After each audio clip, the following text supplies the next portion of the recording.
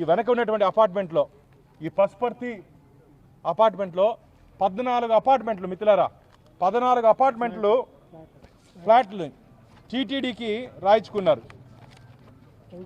రవికుమార్ దగ్గర నుంచి 102 నుంచి 103, 105, 106, 201, 207, 304, 305, 306, 401, 502, 504, 507 దీంట్లో రాసుకున్నారు. ఇంకోటి అశోక్ అపార్ట్మెంట్లో 205 ఒకటి రాసుకున్నారు. ఇది కాకుండా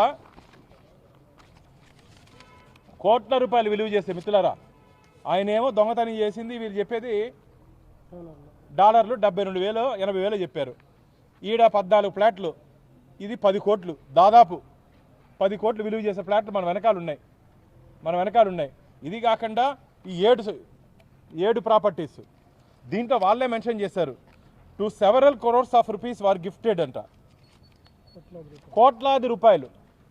ఇది కాకుండా చెన్నైలో కూడా రాసుకున్నారు మిత్రులారా, చెన్నైలో కూడా ఆస్తులు రాయించుకున్నారు. అసలు ఏం జరిగింది టీటీడీలో? ఇంత దోపిడీ జరిగితే, ఇంత దారుణాలు జరిగితే ఎందుకు అప్పుడున్నట్టు ప్రభుత్వం కానీ, అప్పుడున్నట్టు టీటీ అధికారులు కానీ, అప్పుడున్నట్టు బోర్డు కానీ నిద్రపోయారని అడుగుతున్నా. టీటీడీ ధార్మిక క్షేత్రంలో పూర్తిగా దోపిడీ జరిగితే ఎందుకోసం, ఎవరి కోసం కాపాడారు? రవికుమార్ మీద ఎవరు ఒత్తిడి తెచ్చారు కాంప్రమైజ్ అవ్వమని? రవికుమార్ని బెదిరించి కోట్ల రూపాయలు చేతులు మారాయని చెప్పి, కోట్ల రూపాయలు ఈ కాంప్రమైజ్ చేసినటువంటి వ్యక్తుల్లో కోట్ల రూపాయలు చేతులు మారాయని చెప్పి మాకు అనేక ఫిర్యాదులు ఉన్నాయి.